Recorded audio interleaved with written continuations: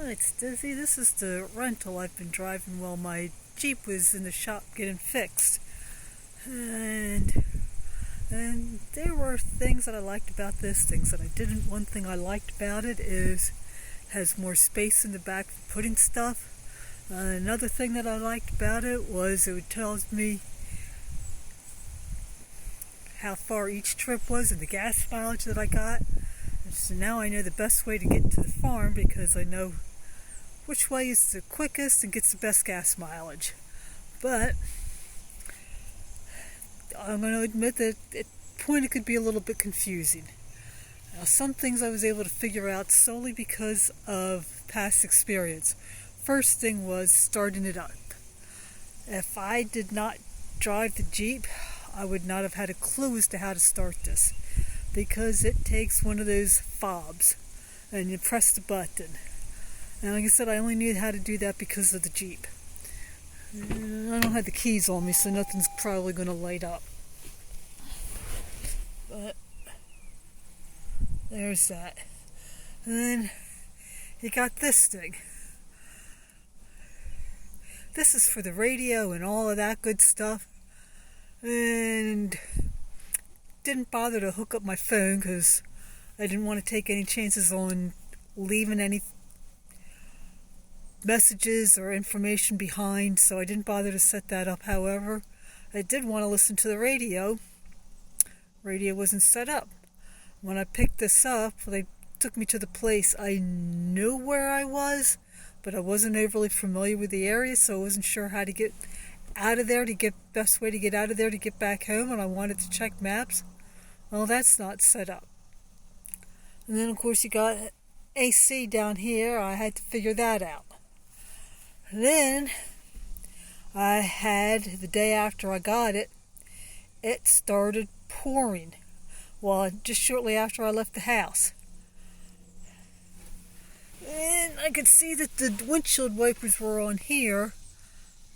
It took me a while to figure out how to use them, because everything that I tried was just getting the back, or it was just spraying the wiper fluid on the front.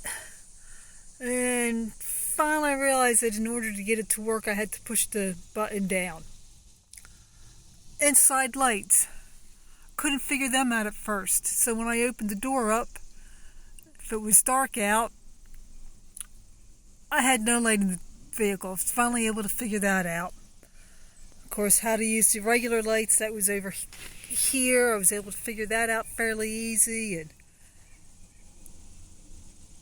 was able to figure this out. Of course, getting into the back, had a little bit of fun figuring that out, but it wasn't too bad. And then I got to where I needed to put gas in it, and that's where I ran into trouble. Guy at the gas station is telling me, oh, there's a button you should push, and he's pointing to these buttons here. Well, there was nothing here that opened up the gas. I didn't have a clue as to what to do. Finally went ahead, got in the glove box over there, and pulled out the manual. By having the manual, I was able to find out how to open the gas. There's this little lever down here.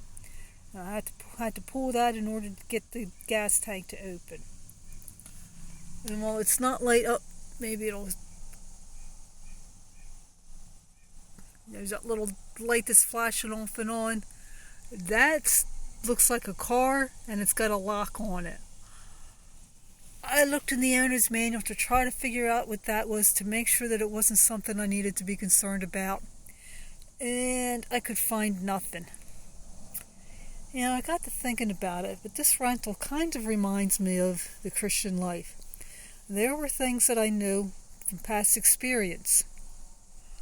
And that's how it is with Christian life. If you've been a Christian for a while, you've hopefully spent time reading and studying the Bible, you've spent time in church, and you've learned things, so you know things due to past experience. But then, there's going to be things that you know absolutely and positively nothing about. And that's when you need to grab your manual. That manual is the Bible. Do you spend time in the Bible? I'm going to admit I'm not spending as much time right now as I should, because of trying to get everything done so that I can get out of this house and get moved.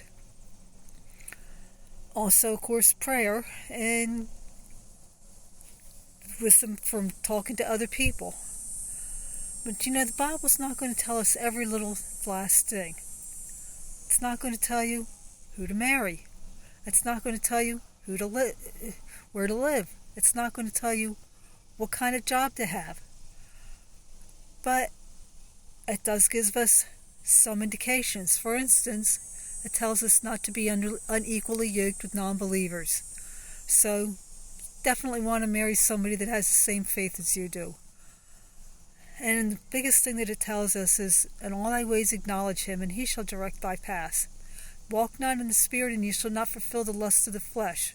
So even though the Bible does not give us specific instructions on every little thing in our life,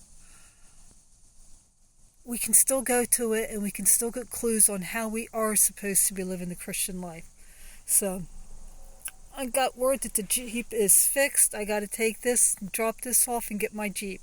So I hope you learned something from this. Hope it gave you something to think about, and I will talk at you later.